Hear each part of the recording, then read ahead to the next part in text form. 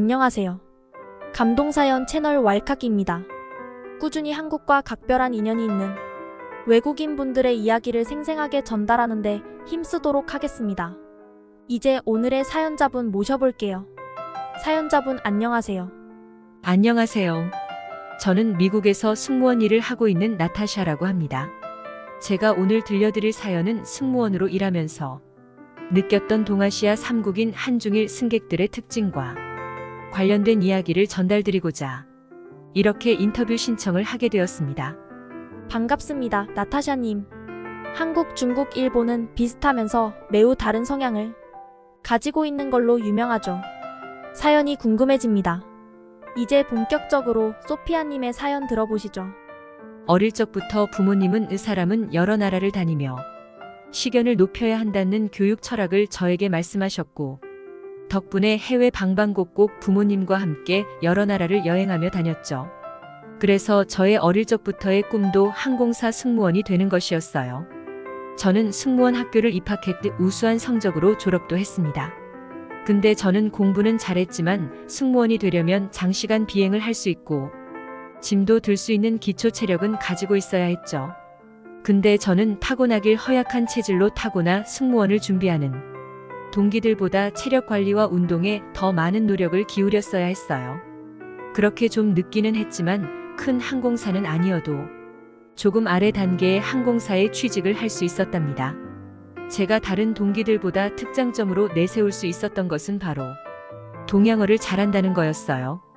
남들 다 아는 영어나 유럽 언어들보다 좀 더 나만의 장점을 키우자 싶어 일본, 중국어, 한국어를 많이 공부했었죠. 그래서 역시나 동아시아로 항공하는 비행에 탑승하는 경우가 많았답니다. 열심히 노력하여 결국 꿈을 이룰 수 있었군요. 네, 맞습니다. 입사 초기에 저는 중국과 미국을 항공하는 일이 많았어요. 저는 이때 중국인의 중화 사상과 동물 같은 행동들 때문에 중국인에게 학을 뗐답니다. 처음 중국인들을 접했을 때 중국인들의 몸에서 냄새가 얼마나 나던지요. 그렇게 더운 날씨가 아니어서 땀 냄새가 날 일도 없는데 그 중국인에게만 나는 이상한 비린내가 항공기내에 탈 때마다 진동을 하는 겁니다. 그것뿐만 아닙니다. 중국인의 희롱의 민족이라고 제가 단언해서 말할 수 있는데 한 번 비행에 꼭 한 번씩은 중국인 남성들이 우리 미국인 여자 승무원의 엉덩이를 만지거나 희롱 섞인 농담을 던지는 등 그런 추행을 당했었습니다. 그래서 여성 승무원들은 화내지 않고 친절히 이러면 안 된다고 말을 하면 지금 승객에게 뭐라고 하냐면서 표정이나 태도가 마음에 안 든다며 착륙한 후에 위해를 가할 거라고 협박을 하거나 다짜고짜 항공사에 컴플레인을 거는 등 이런 말도 안 되는 짓거리를 하는 것들이 중국인이더군요. 또 비행기 안에서 다른 승객에게 피해가는 햄버거와 같은 음식을 먹지를 않나. 컵라면은 항공기 내에서 구매해서 먹을 수 있음에도 불구하고 자기가 가지고 온 컵라면을 먹겠다며 땡깡을 부리기도 일쑤였죠.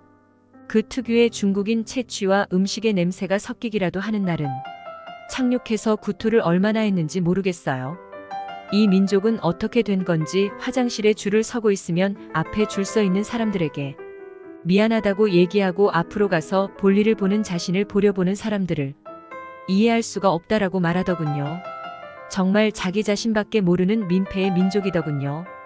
저는 중국 비행에 학을 떼고 고가고 뭐고 신경도 안 쓰고 상사에게 제발 다른 나라로의 비행을 요청했습니다. 그렇게 변경된 나라가 바로 일본이었죠. 일본인은 중국인과 확실히 달랐습니다. 사람들 자체가 얌전하고 예의가 바르더군요. 중국인처럼 비릿한 냄새 같은 것도 상대적으로 잘 안 나고요. 근데 그건 저의 착각이었을 뿐이었습니다. 저희 미국 승무원들은 일본인이 겉으로는 유하고 순하다 보니 먼저 나서서 더 필요한 게 없느냐, 어디 불편한 점은 없느냐 착실히 그들의 친절에 대해 베풀기 위해 노력했었죠. 근데 그때마다 일본인들은 웃으면서 불편한 점 전혀 없다고 말했어요. 근데 웃긴 게 뭔지 아세요? 착륙 후 항공 서비스 관련 설문지를 받아보면 이게 불편했다, 저게 불편했다, 승무원이 이런 태도가 마음에 안 들었다, 승무원이 불친절하게 나를 대했다 등등 적혀 있을 뿐만 아니라 착륙 후 항공사로 직접 불려가는 일이 계속 반복되었어요. 네, 맞습니다. 일본은 앞뒤가 정말 다른 민족이었어요. 불편하거나 불만이 있으면 그 자리에서 말하면 되는 것인데 그것을 웃음 속에 꼭꼭 감춰놨다가 착륙하고 나서 항공사로 직접 연락하여 불만을 토로하고 서비스를 토로하는 것입니다. 그것 때문에 재고가 평가가 엄청나게 떨어졌어요. 페널티도 중국 비행 때보다 더 받게 되어 승진하는데도 다른 동기들보다 훨씬 더 뒤처지게 되었죠. 그뿐만 아닙니다. 어느 날은 비행이 2시간이나 연착이 된 날이 있었어요. 기상 악화 때문이었죠. 기다리는 승객들 중에는 일본인과 한국인이 많은 날이었죠. 근데 연착이 2시간이 다 되어가니 한국인들은 우리 승무원을 찾아와 왜 이렇게 연착이 되냐, 연착된 시간에 대해 보상은 어떻게 해줄 거냐 이것저것 질문을 했고 저희는 죄송하다며 연착된 이유와 연착 보상금은 이렇게 해주겠다며 상세히 설명해 주었어요. 그에 반해 일본인들은 아무런 표정도 없이 오히려 웃으며 승무원들을 대하는 겁니다. 그때까지만 해도 저희 승무원은 일본인들이 참 얌전하니 좋다고 생각했죠. 근데 그건 역시 앞뒤가 다른 일본인들의 특징을 잘 볼 수 있던 사건이었어요.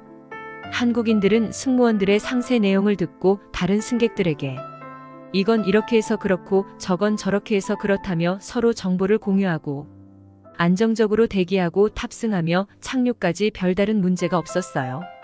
심지어 설문지 내용의 불만 사항에 대해 승무원이 잘 대응해 주었고 안내해 주었다며 저희 승무원들에게 칭찬을 해주는 것입니다. 근데 일본인들은 정상 착륙 후 바로 항공사로 전화를 하여 따진 사람들이 10명이 넘었어요. 설문지는 아예 쓰지도 않고 비워져 있었죠. 그 항의 전화 때문에 그곳에 있던 저희 승무원들은 항공사에 엄청난 페널티를 받게 되었답니다.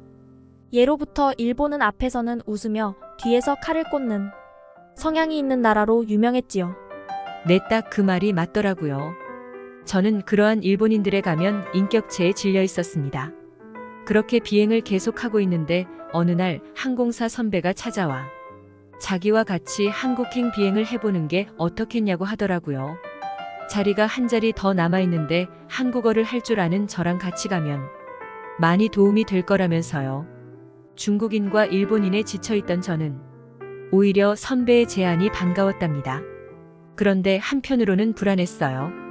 한국인들도 중국인과 일본인처럼 모난 성향이 있지는 않을까 싶어서요. 근데 적어도 중국인처럼 무지막지하고 일본인처럼 앞뒤가 다르지는 않을 것을 알고 있었기 때문에 선배의 제안에 승낙했습니다. 근데 제가 걱정했던 것과는 다르게 한국인은 정말 매너가 좋았습니다. 한중일 삼국 중 이렇게 승무원의 지시와 안내에 잘 따르는 나라는 한국인밖에 없었어요.